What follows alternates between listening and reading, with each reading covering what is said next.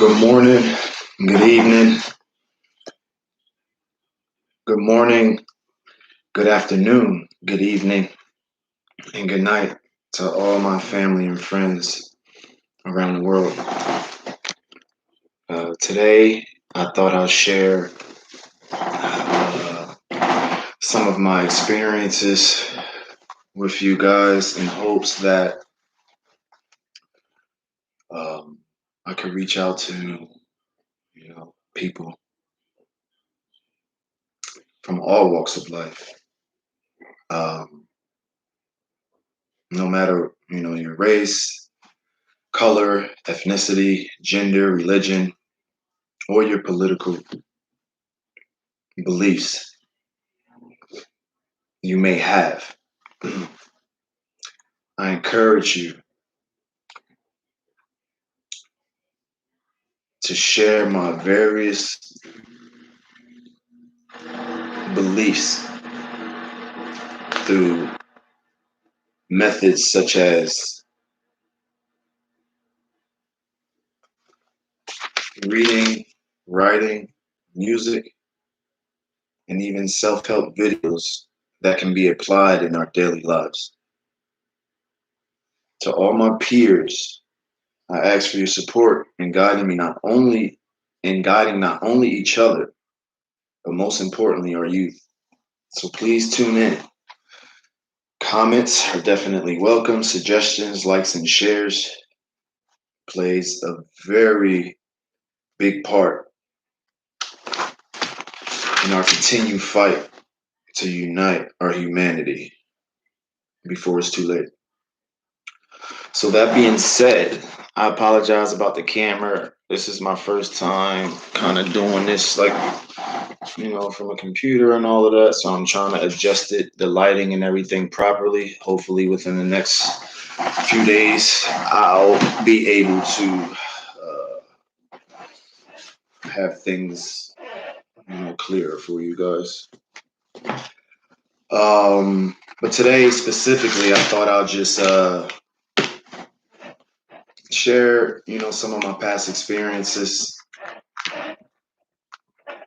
Whatever you may receive from it, beneficial. And I ask God to allow everyone to have an open mind to possibly, understand what my purpose is. So I'm going to read just a few stories from my memoir that I am currently writing. As you all know, it is the month of Ramadan. So to all my fellow Muslims, brothers and sisters, Ramadan Mubarak. May Allah be merciful upon us all and accept all of our prayers. So, yeah, let's get into it. If I can find the book. Okay, so as soon as we take care of that, I will start. Like I said, I'm writing a memoir about my life. So, through this process, I felt, why hold it back? Why not share it now? Maybe I'll receive, better insight or help on, my continued progress and moving forward in my life. So, please be patient with me. I ask that God safeguard me from all of the bad things in my life and continue to bless me through all the good things that may come through this.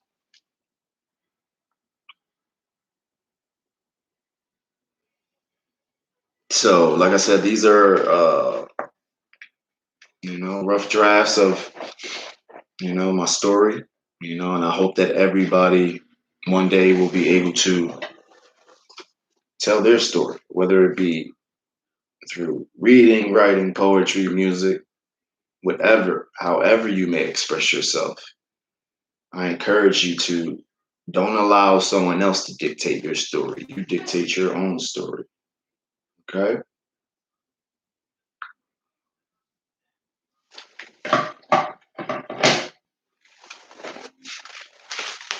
So I'm just gonna go after it.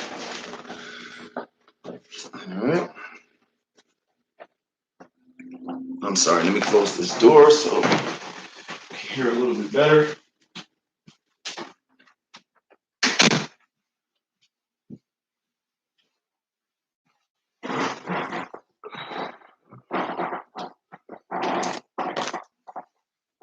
All right, just give me two more minutes and I will be ready to start. All right. Oh, excuse me.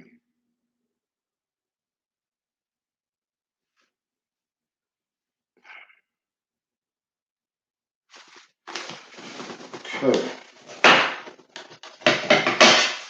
Now that's done.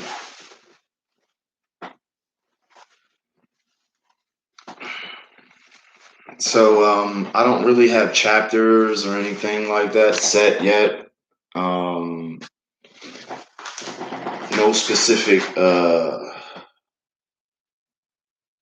format. I'm just kind of just writing everything down, and then when the time comes that I feel it's enough that I can put it out there, then I'll construct it like that. So just be, like I said, be patient.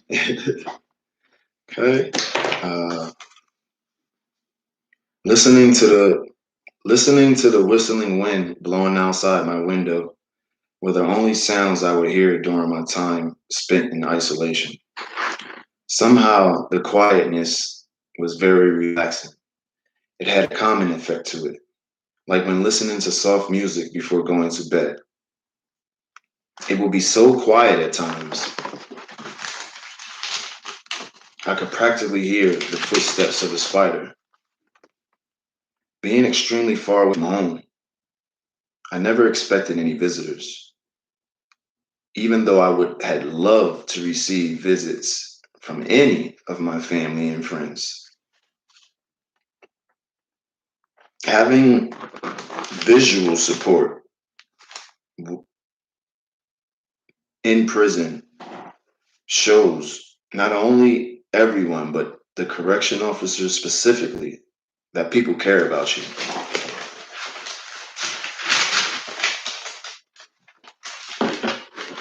In many ways, it makes them second guess harming you in fear of it coming back to them at some point. So I most certainly cherish the times when Charlotte would occasionally stop by. That was the name I had given to my seven-legged friend. She was the only companion I had while in isolation. And so I gave her the name that reminded me of one of my favorite childhood novels, Charlotte's Web. I wonder how my father must have felt spending more than 3 decades in prison without anyone to visit him during his incarceration. I was 22 years old when I finally had the chance to meet my father in person. Thinking back, I regret not making a better effort to reach out to my dad before he passed away.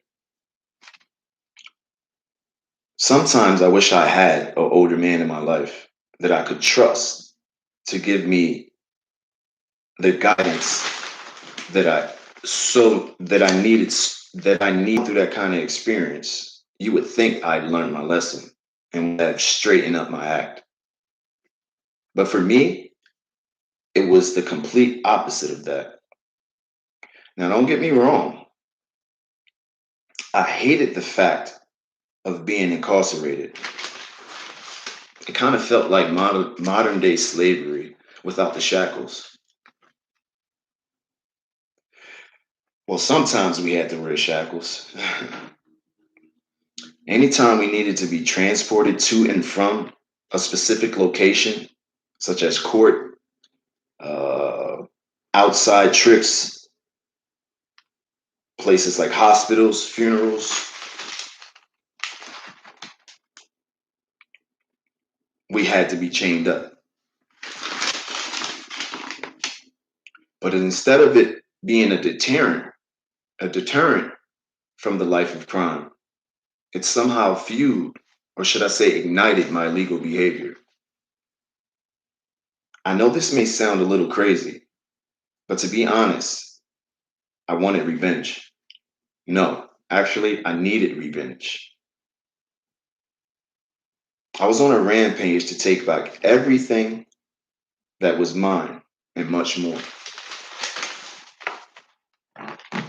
During my first little stint, I had nothing but time to think. But instead of using my idle time to my advantage, it somehow brewed my anger like a tea kettle about to explode. Because I had convinced myself that next time would be different. All I had to do, early, I had to be more cold hearted and ruthless from now on. But most importantly, I needed to build a stronger reputation for myself. So I began hanging out around the areas where I knew a lot of illegal activity will be going on. I tried to linger a while in different sections of my neighborhood in hopes that I could get acquainted with the right people. So I needed to familiarize myself with my surroundings while I ordered my food. The Chinese store was one of my favorite spots to hang out.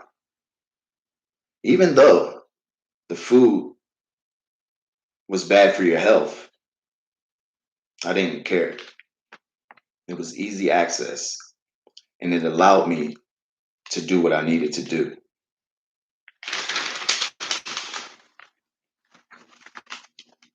So once I gained enough people's trust in the neighborhood,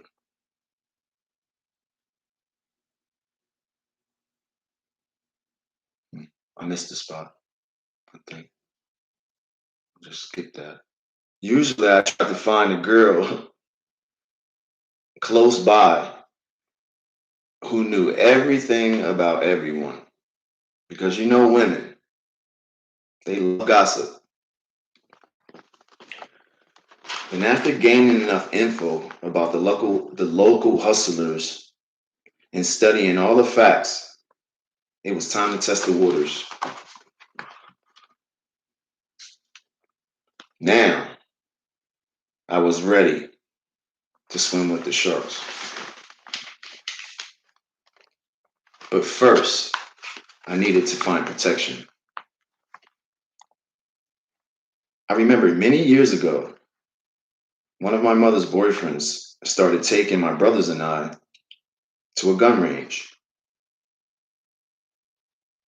It was time for us to learn how to handle a firearm. And man, was I a natural.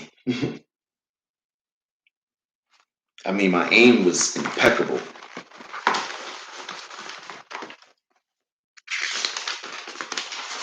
I used to hang up the bullseye pictures on my wall, showcasing my talent. And when I tell you I was a natural, that doesn't begin to explain how good it was, how good I was when it came to pulling the trigger. But it wasn't until 9 years later that I had actually had to put my skills into play. Growing up in environments such as Philly, especially during those times in the 80s, where the drugs and crimes, namely killings, murders, homicides, etc., were at an all-time high. So it was the norm to at least have one gun for protection in your home. Because when it came down to it, we needed to be able to pull the trigger in life-threatening situations. I always felt that it was better to have one and not need it than to need it and not have one.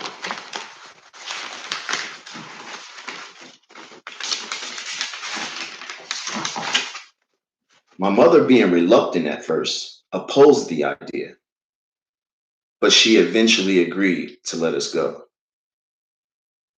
I was about to turn, I believe, 13 when my mother's boyfriend allowed my brothers and I to learn how to shoot at one of the gun ranges he took us to. I think that's a little too much detail, whatever.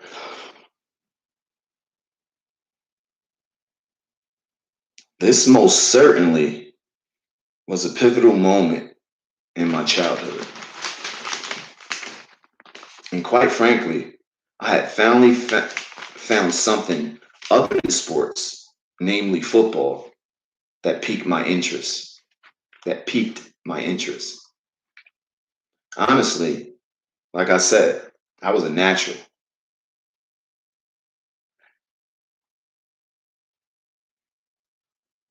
I couldn't believe how good my aim actually was. And I had finally found something that I could say I was better at my brothers than. I was better at my brothers at something like that. I gotta fix that too. So I continued to practice on my own time. I had started to learn about various types of firearms of all different shapes, colors, sizes,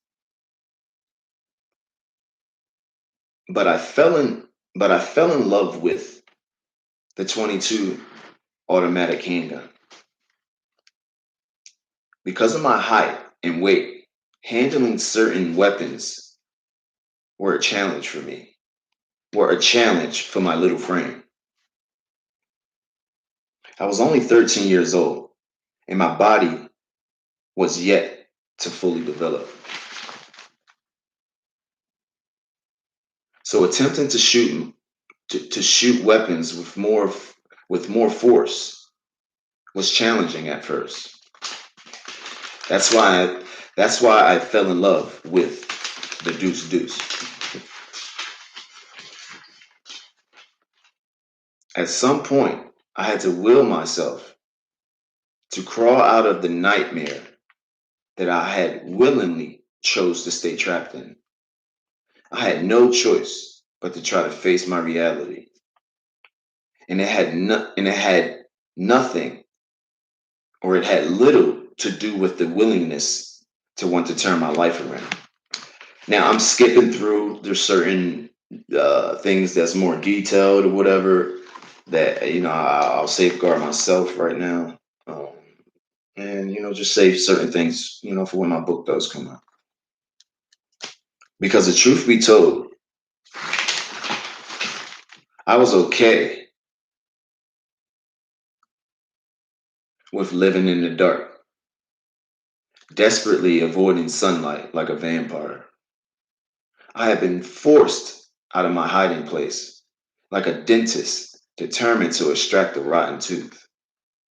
And I was starting to feel the effects and in desperate need of some kind of sedative. Still, I had no other choice but to face the music or my reality. Should I put that? I don't know.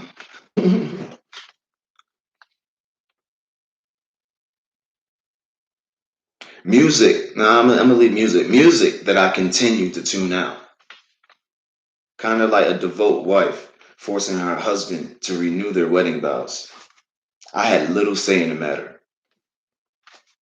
My mother continued to stay on my case telling or more so encouraging me to get off my butt and do something with my life. So I couldn't continue to sit around feeling sorry for myself and believing the world owed me something or anything. But my mother continued to show her support, always encouraging me to want more in my life. She would always tell me that I was destined to accomplish great achievements that the world can recognize. I guess one would call it a mother's intuition. Somehow my mother always seemed to know what was going on in my life or when I was in some sort of trouble. Or maybe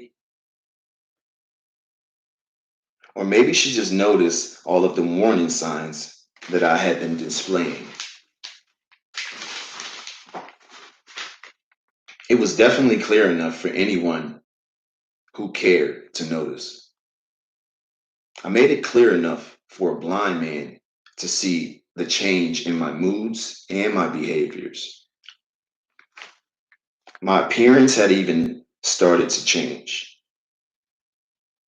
I stopped caring about cleaning up after myself. I stopped caring about cleaning up after myself as well. This was very noticeable coming from someone who was very meticulous about keeping my living space clean, neat, and very organized growing up as a child. So this was a major red flag for my mom. I was practically forcing my mother's hand, a hand she didn't mind using, going upside my head on numerous occasions. So I had left her with no other choice but to enforce one of her most important rules of her home, in her home. A rule for which always stood firm for as long as I can remember, which was in order to continue living under her roof, you needed to either be enrolled in some type of school, getting a decent education, or working to help pay the bills in the house. I believe that I believe that was the speech she had given to me at my elementary school graduation.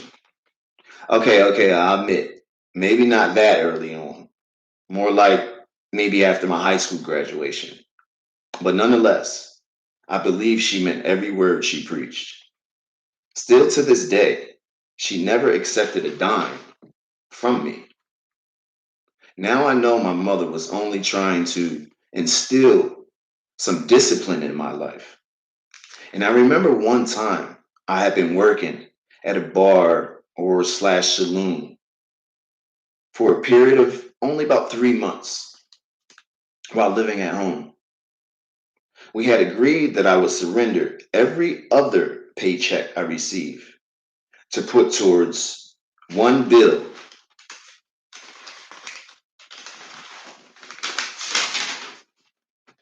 of my choice or choosing. When it came time for me to move forward in the next phase in my life, I found out that she never spent $1 from that money I had given her. She gave me every penny I had worked for when the time came for me to move out. So I guess you could say I had official. I'm skipping. I think this is like a new chapter or something I don't want to read. Hold on. I think this is just a side note. I might read it. Every time I seem to go through a traumatic experience, one of the good memories from my past slowly fades away. Then those fond memories gets replaced with a bad one. So I think I wrote that last night somewhere, and I'm just gonna fit it in somewhere. So I like it though. I don't even remember I wrote that because I write all on the right side of my page. That way, for all the writers, this is just helps me. So when I write, I tend to write only on whatever your hand you write on. Okay. So that way, if you want to take notes or you forget to write something, you'll have the whole left side.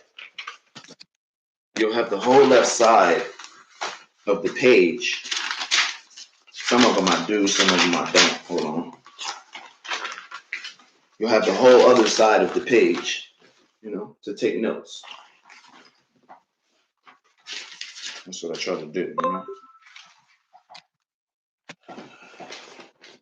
What was that noise? Okay. So I guess this is like a new chapter or something. So I guess you could. So I guess you could.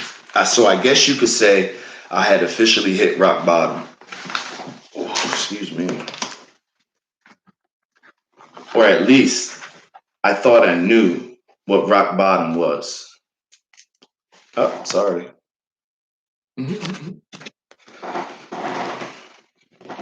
Little did I know, I've yet to really hit rock bottom. Kind of want to find another word. Now that I had started to abuse drugs and alcohols on a daily basis, on a regular basis, my need for a sexual release was spreading like cancer, growing inside my body. During my times of getting high, I would roam the streets until I found any and every girl to hook up with. And it was very easy to fulfill my desires with random women I meet in the streets. As long as I had a place to take them, I was cool. I would hook up with women of all ages, colors, sizes, and backgrounds. Didn't matter. But the women closer to my age group, I found to be a little bit more challenging. Sometimes I would be fortunate enough to be able to sneak in and out of some of these girls' parents' homes.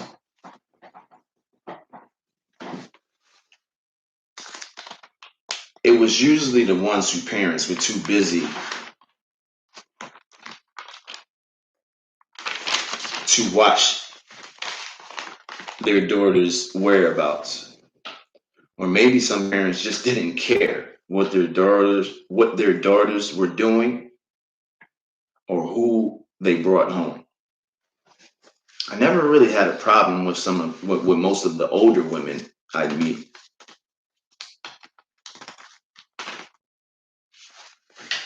Because the older ones didn't care where I take them. We find any and everywhere to go. So I had relations in every single place one could imagine. Places like cars, parking lots, public parks, alleyways, abandoned buildings, movie theaters, you name it. Basically anywhere I could find. Bathrooms was definitely one of my go-to places as well. Anywhere with a bathroom, actually, I'd like to take them in. Good. Let's pinpoint that right there. Okay, and mind you, like I said, all of this that I'm sharing with you are, my experiences from the past and experiences that I feel um, allowed me to understand my purpose in life, to understand who I am, what I want out of life. Because growing up, I had what you would call a lot of identity issues, trying to find out who I was, you know. So I would, I didn't care what I did, who I hurt, how it affected people. because I was lost. I had questions that needed to be answered, and I couldn't find the answers to these questions. And I didn't realize till later on that it was actually things that were bigger than myself. So I say all that to say, um, if you did know me growing up, you would know that I always uh, at least recognize myself as being a Muslim. Uh, if you knew me, you would know, my name um, is an Arabic name, uh, first and last name. But I didn't know who I was at the time. I didn't understand who I was at the time. So I say that to say some people, especially within, I guess, the Deen of Al Islam, we believe that one, their faults from, exposing your faults to the world. And I do believe that to be true when specifically talking about your current life. Now, past experiences, do I believe um, someone could share their experiences in hopes to possibly help someone else? That's my purpose. I used to think, we always got to hide our faults. We can't show our faults to the world. And may Allah subhanahu wa ta'ala forgive me for exposing some of my shortcomings. But we also believe that everything starts with your intention first. And I truly believe that God knows my intention and knows my purpose in sharing some of my faults and experiences with others in hopes that it may help someone one day. So may Allah forgive me for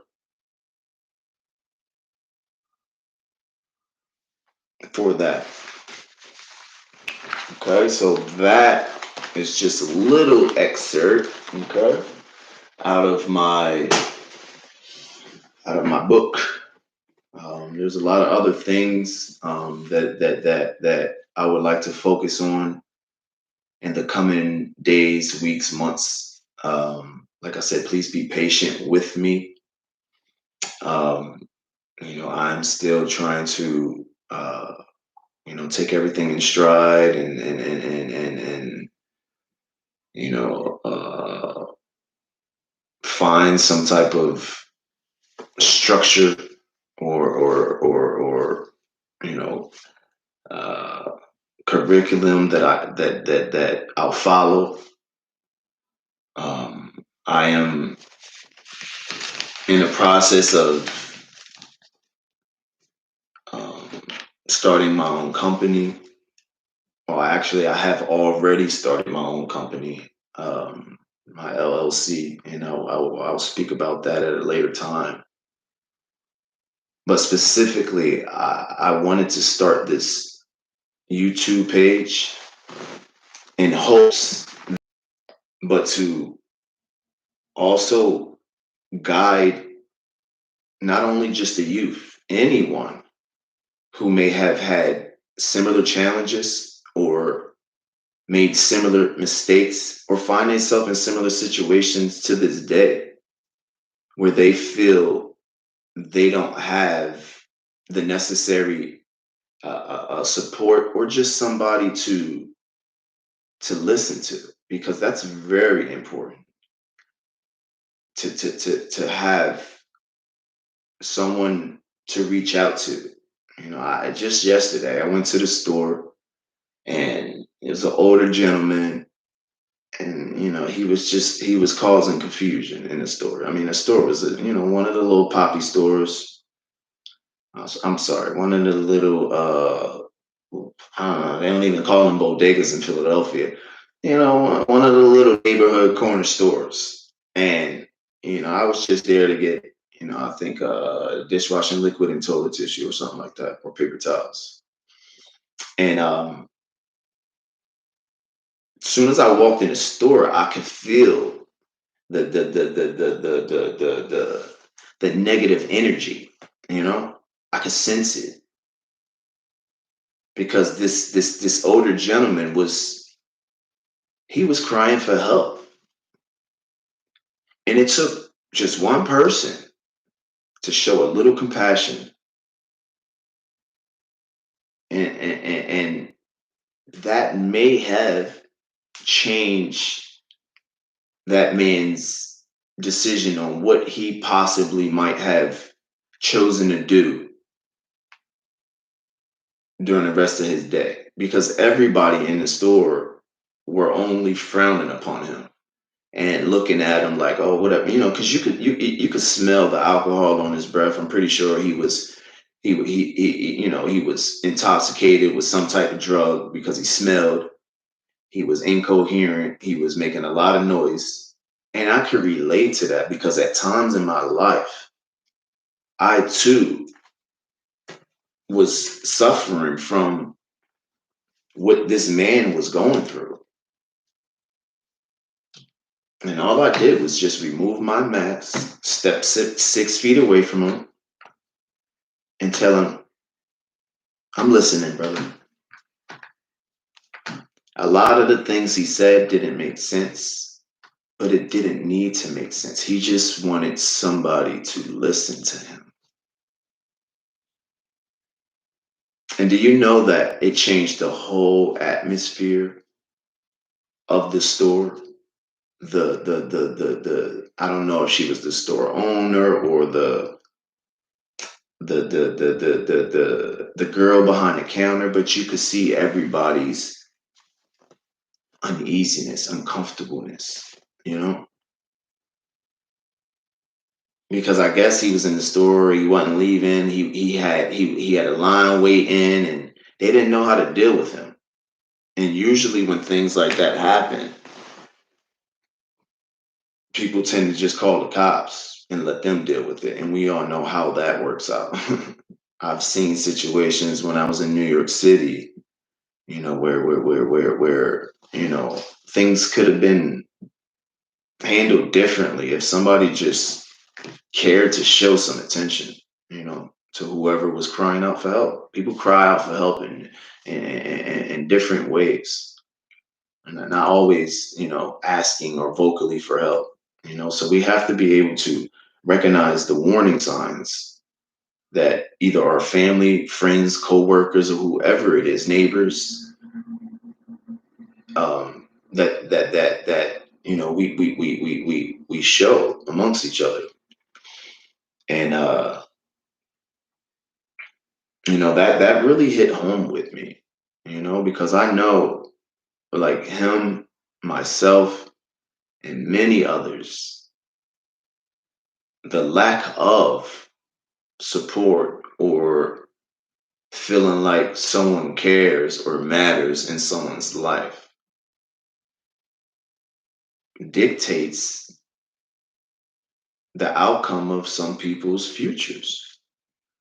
Look at the life that we are living. You know, it saddens me to see that, we've came so long to start to,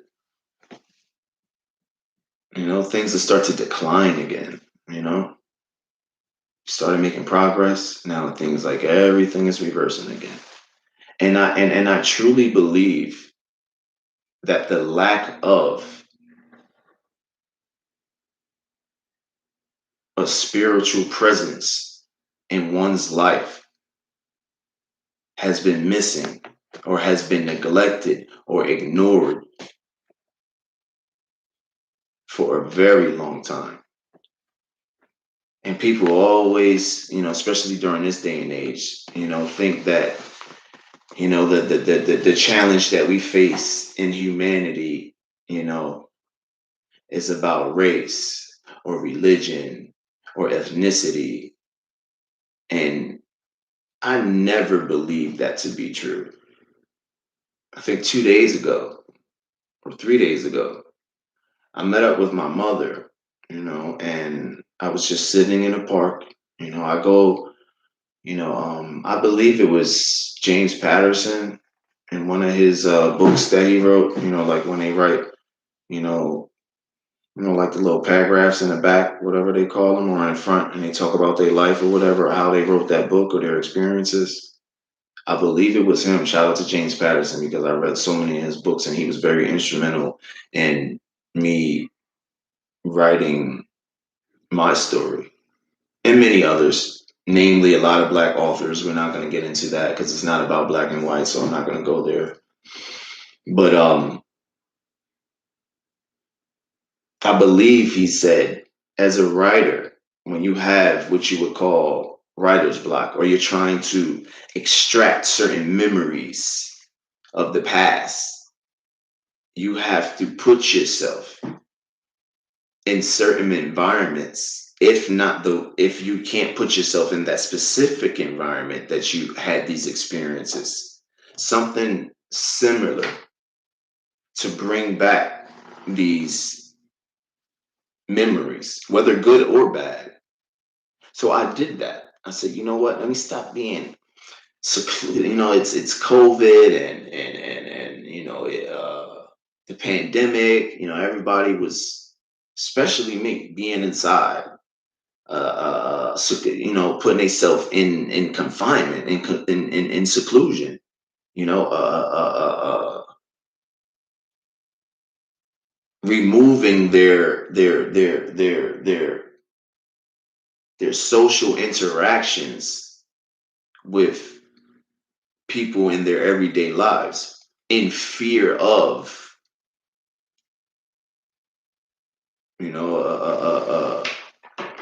a pandemic taking over our society.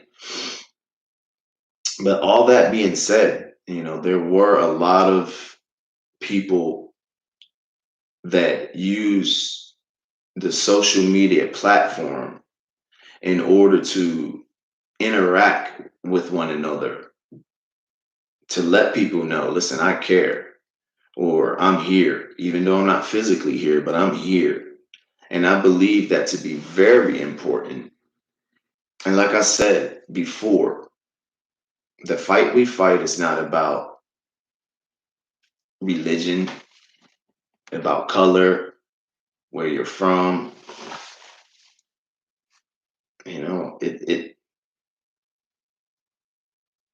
It's only two sides, good and evil. Just like light and day, just like heaven or hell. If you date back from the beginning of man, that has always been our problem that we're going to continue to fight until the day of Yom Kippur, which is Judgment Day, where we will all be held accountable for our own actions alone.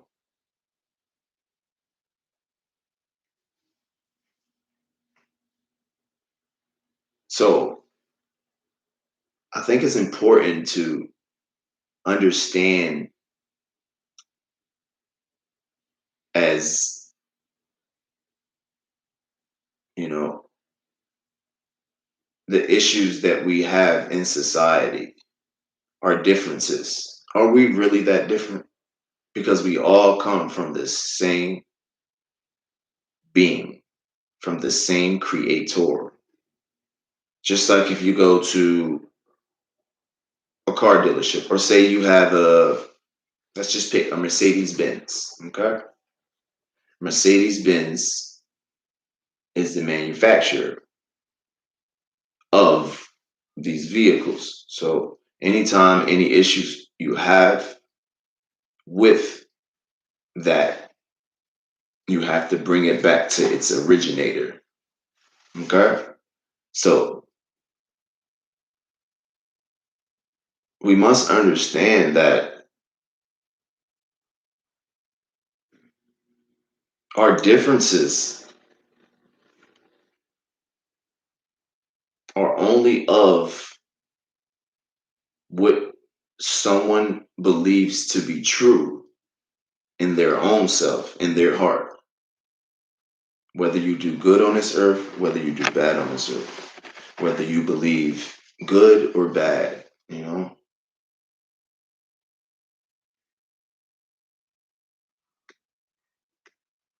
good versus evil.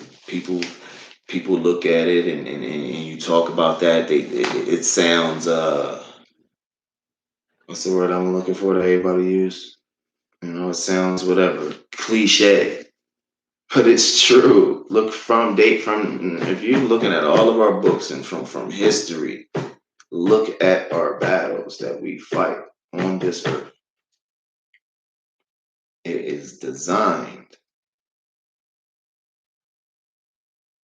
That's why we, as humanity, are the best of humanity, the best of mankind, because of God giving us the ability to have free will, to make our own choices, to make our own path, that God still knows each of his creatures and what they will do throughout their lives, that we will be held accountable for. So that inspired me to, start this YouTube channel. I already had one, but like I said, it covered different aspects of whatever, but I would like to still focus on any and every topic that is positive, that I believe to that will can be helpful in anyone's life. Whether it be learning a skill, a trade, self-educating yourself about just anything, um, religion, sports, anything that someone feels could be beneficial in not only their life but also your family's lives. The more positive we spread, the more lasting effect it will have. Stop letting the evil people win, because they got all these warriors out here. You see it every day. They killing every day. We need to start uniting for good, to fight the battle that we fight, that we've been fighting since God placed man on earth. Stop hating somebody because of the color of their skin. Stop hating somebody because of their ethnicity, their background, their gender, their choice of political views, religion, whatever the case is, because that's all a delusion. It's all a misperception.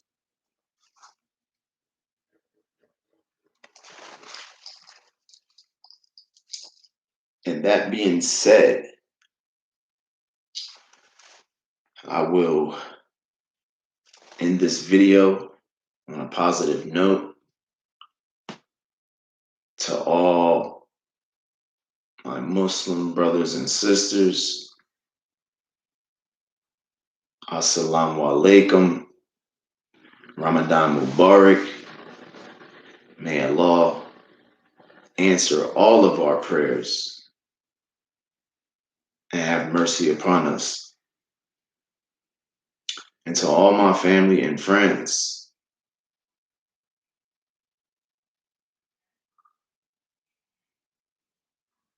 please eat healthy, take care of yourself, take care of each other, spread love, compassion, empathy, and most importantly, let's always stay prayed up. Peace.